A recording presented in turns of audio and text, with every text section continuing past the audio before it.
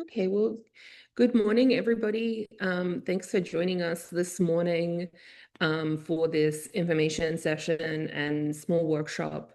Um, I just want to remind everybody to keep their mics muted, and we will have time for questions at the end, or you can just put them in the chat and then we'll answer them as we go as well. So yeah, let's get going.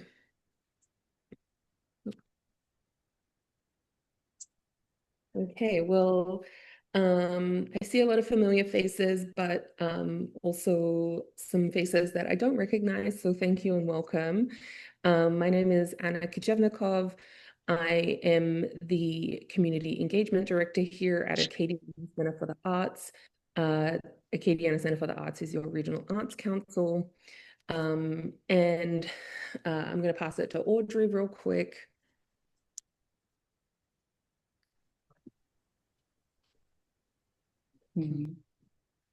Hi, everyone. My name is Audrey Demai. I am the Community Engagement Coordinator here at the ACA. I assist Anna in everything she does, basically. I'll be the one emailing you most of the time, and I'm here to help with any questions you might have or issues that might come up. Nice to meet everyone.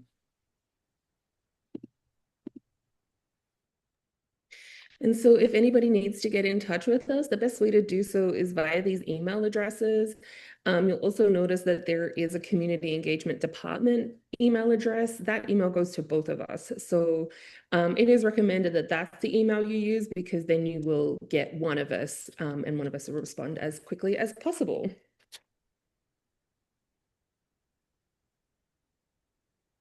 Okay, so about the program, the Louisiana Project Grants program is administered by the Louisiana Division of the Arts, our state-funded arts body, and it's in partnership with the 9 regional arts councils. ACA is the arts council for Region 4. And this program supports arts projects that benefit Louisiana communities, utilize the arts to address the local needs, increase arts access to arts and culture, and showcase regional creativity and identity. So some quick important information to get out of the way. So we serve an 8-parish region, which is Acadia, Evangeline, Iberia, Lafayette, St. Landry, St. Martin, St. Mary, and Vermilion.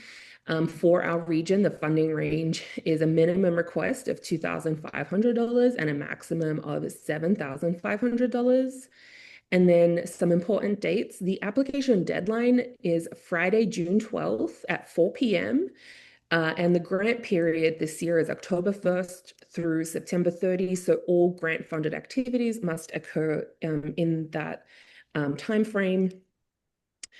The other thing to note is that all grant activities must happen within the 8 parishes of Acadiana. So we're not allowing to cross the lines of the different regions. Please contain all of your activities within the 8 parishes. The other thing to note is that the panel reviews will happen in the summer of 2026 and award notifications will be in late summer or early fall. In terms of the panel review, we will be emailing anybody who applies with details of how to attend the panel discussions so that you can get real-time feedback on your applications. So next up, eligibility. We do have some changes this year on eligibility. So you must apply in the region where the organization is domiciled. So if you are domiciled outside of that 8-parish region, but you do most of your work in Lafayette, you must apply from your region. There are 9 regional arts councils, and that information can be found on LDOA's website. You must be in good standing with the Louisiana Secretary of State. You must have a valid UEI number.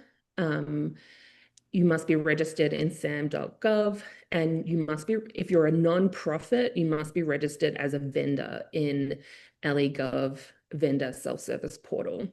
So this year, the funding is only available for nonprofit organizations, schools and school boards, colleges and universities, and government agencies. In terms of who's not available to be funded, not eligible to be funded this year, individual artists are no longer eligible for funding through this program. If you are out of compliance on previous grants, you are not eligible. Regional arts councils like ACA are not eligible. If you're already receiving line item funding for this program in the state legislature, again, not eligible. And then if you're not in good standing or you don't have a valid UEI that is required at the time of application, we won't be waiting for that to be approved. You will not be able to apply. So if you don't have a UEI yet, please make sure that that is a priority. So just to recap, we're no longer accepting sub-applicants via fiscal sponsors, and that includes individual artists as well as for-profit organizations. So eligible artistic disciplines, no surprises here. Dance, design, folk life, literature, media, music, theater, visual arts and crafts. And we are again including culinary arts within the eligible disciplines this year. Your projects can be interdisciplinary, but just make sure that you're identifying a primary artistic discipline when you submit your application. Okay, program goals this year, and these are really important as you're writing your narrative, is that you want to make sure that your projects include the following. You want to showcase your regional artistry, creativity, and identity. You want to address the community need using the arts or increase public access to the arts. So what does that look like? We're looking at if you're showcasing regional artistry, creativity, and identity, this could be making sure that you're using local artists. There's cultural heritage programming, community storytelling projects, that type of thing. If you're addressing a community need using the arts, how do arts and wellness initiatives interact? Youth engagement with the arts, public art and placemaking, and then increasing public access to the arts. We want to make sure that, that people have access to the arts at all levels. So free or sliding scale performances, that there's rural outreach, that people who don't live within the city center are, able to easily access arts programming, and just making sure that you have accessibility is something that's addressed. So that could be things like, addressing translation or interpretation needs, sensory considerations, any other special needs. Okay, so I'm just going to move on to any questions about the official part of these guidelines. Okay, let's move on to what we're looking for in a strong application. So, what does make a strong proposal? Yeah. Our competitive applications usually include all of these types of things. We're addressing a clear community need, strong artistic leadership, demonstrated public impact, thoughtful planning and design, realistic budgets, community partnerships, accessibility considerations, and achievable goals and timelines. So what do some of these things look like? Well, if we're looking at things like artistic leadership, we're looking for your providers of services. There is a form within the form that allows you to detail what your providers of service, who your providers of services are, and what activities they will be doing. that also includes bios and resumes, making sure that we have a good idea of where they're coming from, what their experience is. If we're thinking about things like thoughtful planning and design, what does the timeline look like? I know that this program doesn't start until October 1st, but have a general idea of when each of the activities are happening and making sure that they're detailed within the proposal. Realistic budgets. Um, does the budget make sense for the type of project you're doing? Are you trying to do too much with the budget? If there is a shortfall, how are you addressing that? What other funding sources do you have to address the shortfall? And then in the same line as that is, making sure that you have achievable goals and timelines. Everyone, wants to do everything all the time. Like we want to support everybody as much as we can, but is all of that you've written into the proposal, is that achievable within that time frame and budget? So just making sure that everything makes sense. So the next thing is the review criteria. This is a really good section to really understand what the panelists are going to be reviewing when they're reading your applications. So the 4 different areas that you'll be scored on are artistic merit, and that'll be a 35% portion of the scoring. Need and impact, again, 35. Planning and design will be 20 points, and administration and budget is 10 points. That doesn't mean that you shouldn't focus on those things as much. It just means that when we're looking at your proposals, a strong project proposal is more important than your budget and planning. And that is because if you do get the funding, we are here to help you throughout that process. So a lot of the descriptions for each of what these review criteria are within the form itself. But, we'll be looking at thing in the artistic merit. We already spoke about things like expertise of artists involved, the relevance of the project on your community in terms of cultural or artistic practices, making sure that you're using local artists or art forms and how they stand to benefit and how these people stand to benefit from this application. Need an impact, really looking at things like who is your target audience and breaking down why it's needed for this population. I do want to just really drive home that target audience isn't, you can't just put everybody because not everybody's going to be interested in everything that you're doing. Please make sure that you're really thinking about who your target audience is, whether there are any, distinct groups within your audience. And so that could be anybody who has special needs, anybody who's below the poverty line, serves in the military, at risk, those types of things. And then in the administration and budget, the organizational readiness, we're looking for things like strong support from your team and a realistic budget. So that's where those things get addressed. Okay, so when you're preparing for this application, these are some of the things that you should be thinking about before you even start submitting.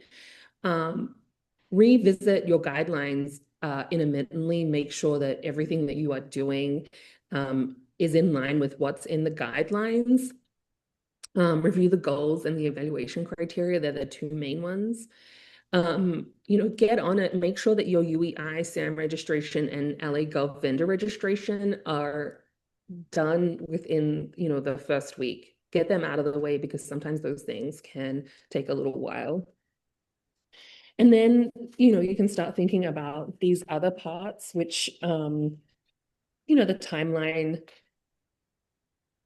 Yes, Jackie, we also, yes, need Sam.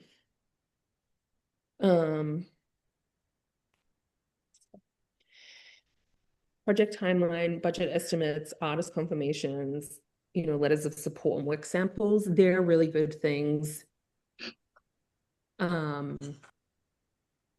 to start working on before you submit. So, you know, as I said, review the program goals, identify the needs of your community and how your project will address them, ensure that your project activities are accessible to your intended audience, confirm participation with artists, partners, and collaborators in advance, which is part of that artist confirmations, and then make sure that you're developing a realistic budget, timeline, and staffing plan.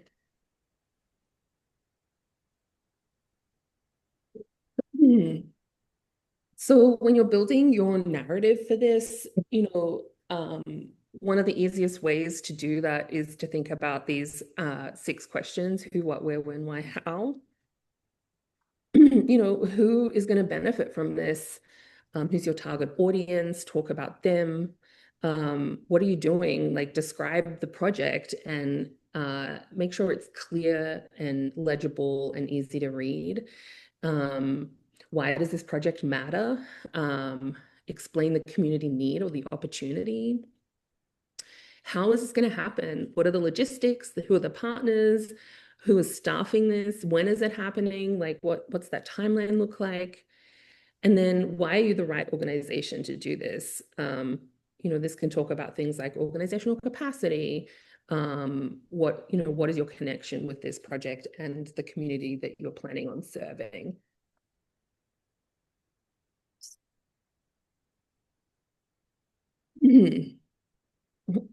As I just mentioned, when you're writing these applications,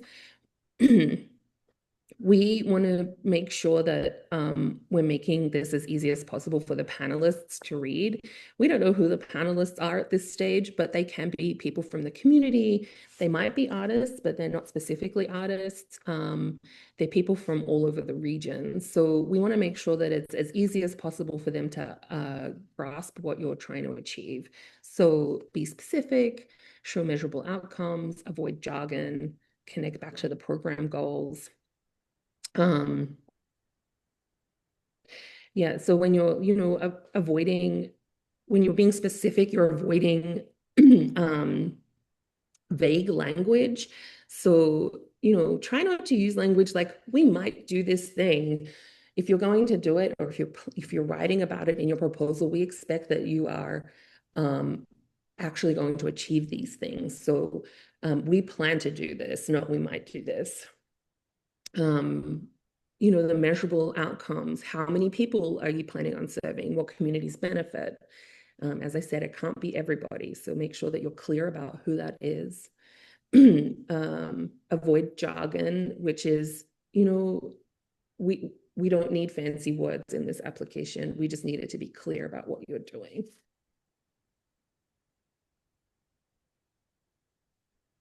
So I know that evaluation methods can be a little bit of a sticky point for a lot of people. I've brought it up a few times. Well, sorry, I've brought up the audience, but evaluation methods also can be a bit of a sticky point. People aren't sure how to best describe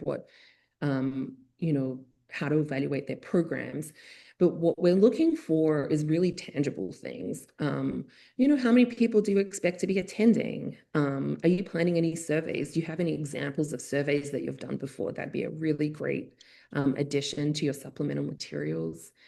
Will you be collecting participant feedback? Will you be meeting with any of your artists and getting reflections on how the event went? Who's partnering with you?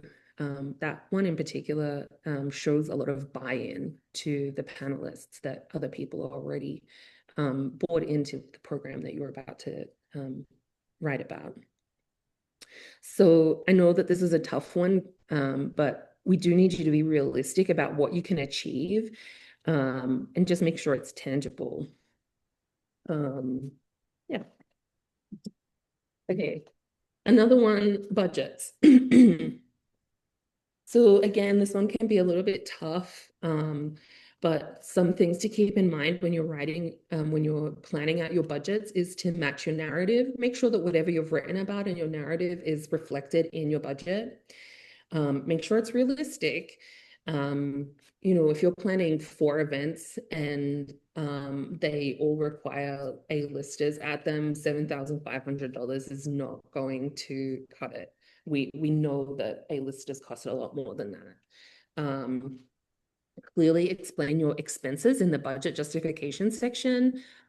So if you've got one line and all of your funding is in the artist line, we really want you to break it down for us.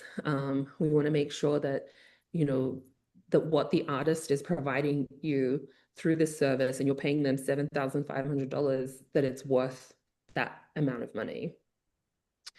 And then also just show your confirmed and anticipated funding. So if you have additional funding that you're including in this, let us know which one of those is something that you're still waiting on or whether it's confirmed.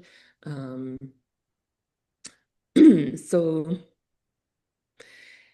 some common budget mistakes includes math errors. So just be sure that you're adding everything up in the income and the expenses. We really want to make sure that the amount of income you're getting matches the amount of expenses. Those two items need to match. You know, again, just be realistic about it. Missing income sources. So if you're not telling us where the additional income is coming from, and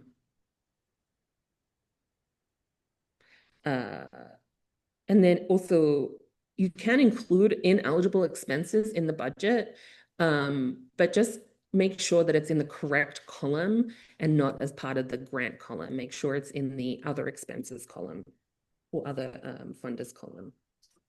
The other thing to think about when you're doing your budget is to think about if you receive only partial funding, you know, what parts of your project can be amended to fit in with the partial funding. It's very common in this program to not receive the full $7,500 if that's what you're applying for.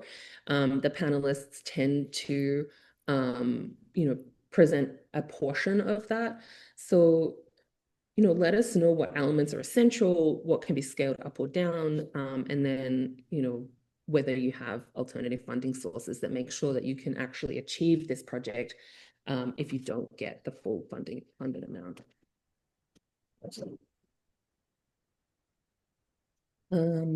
Okay. Supporting materials, they can include, as we already know, we're looking for artist bios. If you have images from previous events, any work samples that show that you've done this kind of thing before, if you've got any draft marketing materials, letters of support from event spaces or partners, that type of thing, and then your programming history as well.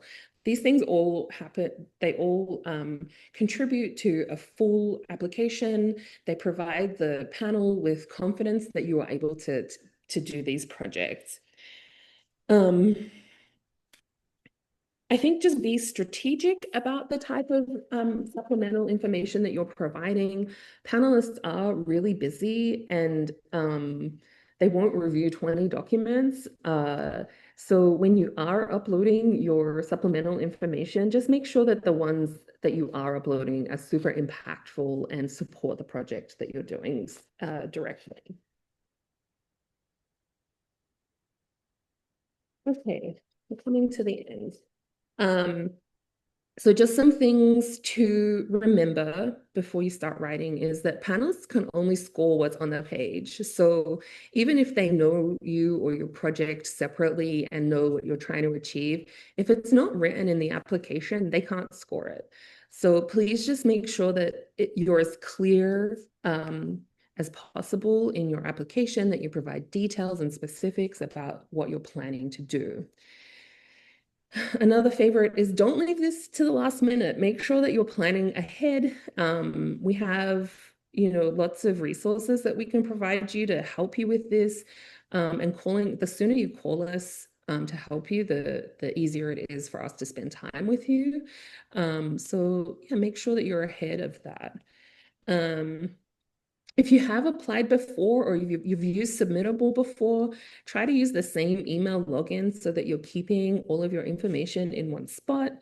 If you're starting up a new submittable, try to use an email that is a generic email for the organization so that in case anybody leaves the organization, that you still have access to the materials that you need.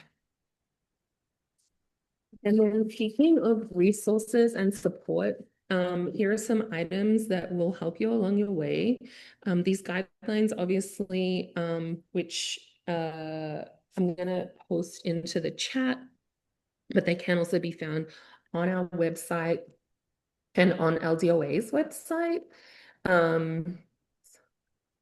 One moment.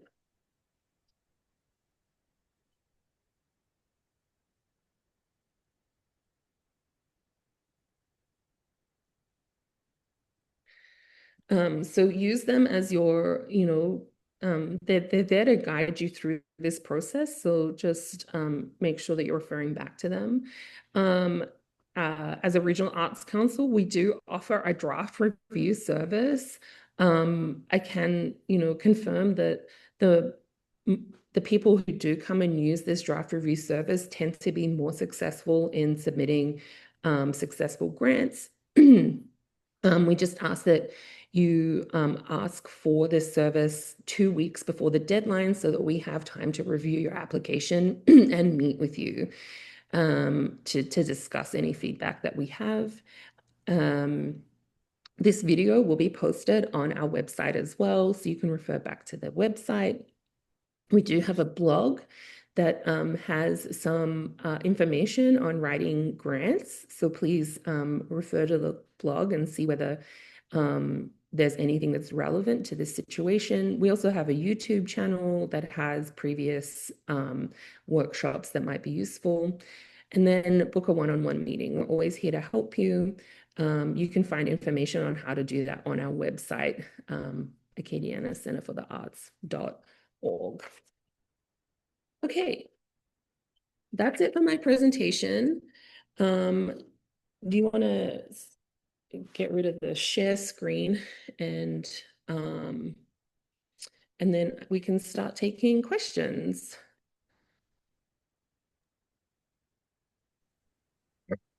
Got a question. Can you hear me? Yes. Hi, John. Hi, how are you?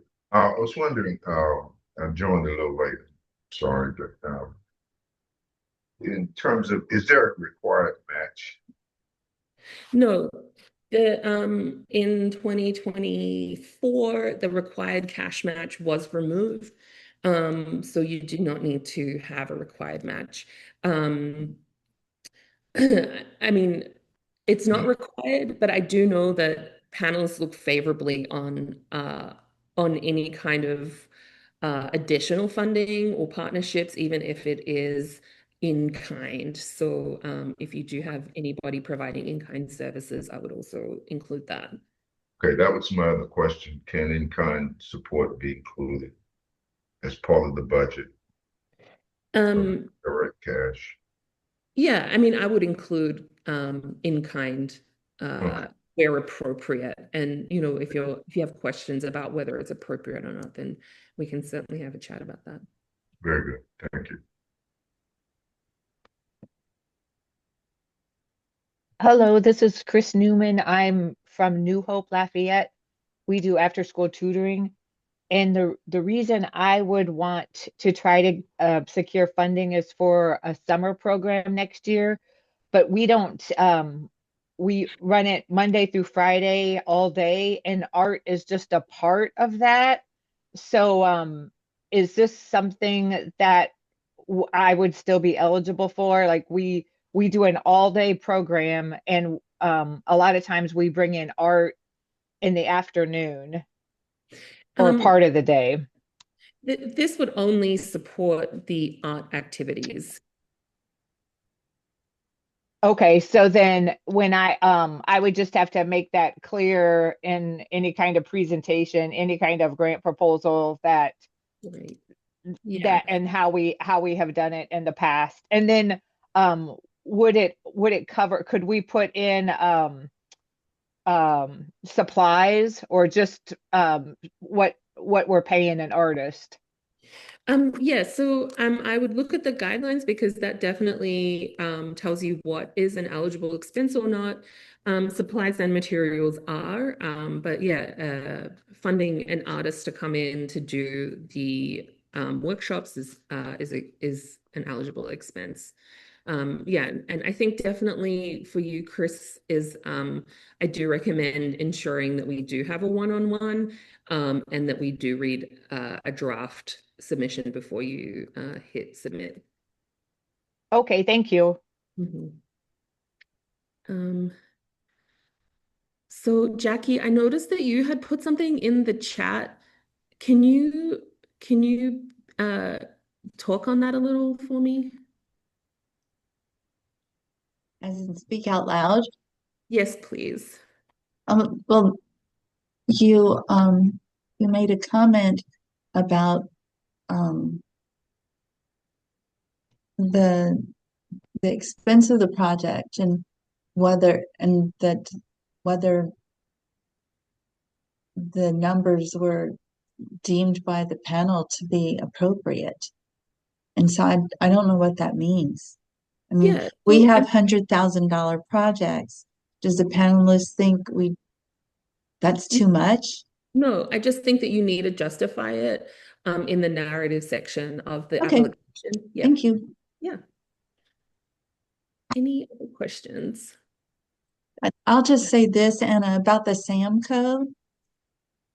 I can't get our SAM code. And so I'm going to try again. This time I'm going to use, we have a UEI, and we have a cage code, but the SAM code, it has not been possible to get through the government website to retrieve our SAM code. I So don't I'll think keep working on it. I'm going to use like Claude to see if Claude knows how to do it.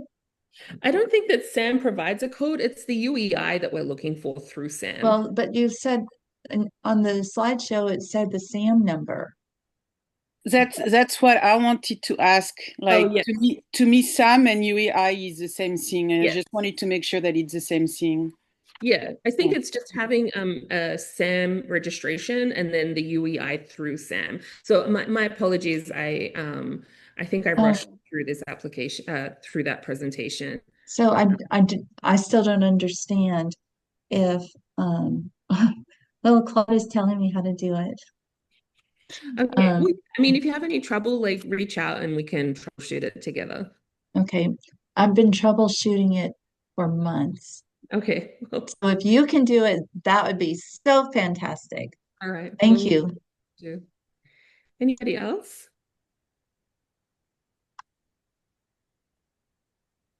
One other question, when will the notifications be sent about the grant?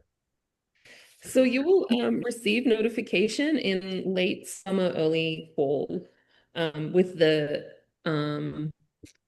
since the cycle only starts October 1st, we try to get it to you in the weeks leading up to the cycle start date. I have another question. Can we apply for several grants this year? You can only apply for one grant this year. Okay. Yes, each Mhm. organization can only apply for one, I'm afraid.